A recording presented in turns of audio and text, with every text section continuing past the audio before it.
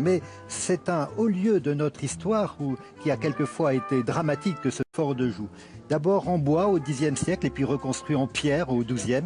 Il a été successivement propriété de ces chefs germaniques qu'on appelait les Burgondes et puis une forteresse de Charles Quint qui au XVIIe siècle a été remaniée par l'architecte militaire Vauban.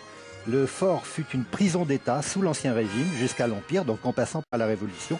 Il est aussi devenu un fort d'artillerie intégré à la ligne Maginot. Mais ce n'est pas tout. Louis XIV, qui fit raser les châteaux de Franche-Comté, l'épargna. Et dans cette prison ont séjourné le révolutionnaire Mirabeau, surnommé l'orateur du peuple, et aussi un combattant célèbre pour l'abolition de l'esclavage, Toussaint Louverture, qui créa la première république noire en Haïti. Eh bien, on le laissa mourir ici, au fort de Joux, mourir de froid pendant l'hiver très rude de 1803. C'est un fort qui a ensuite été modernisé par le futur maréchal Joffre. Et en 1940, ce fort de Joux, avec le fort Malher qui est juste à côté, ou le fort du Larmont, eh bien, ces hommes ont arrêté la progression allemande.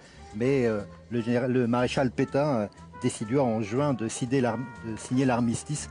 Et donc ces combats furent vains. Mais le fort de Joux garde cette fierté majestueuse et toute son histoire, et adoucie par ces quelques notes de jazz qui viennent l'égayer chaque été.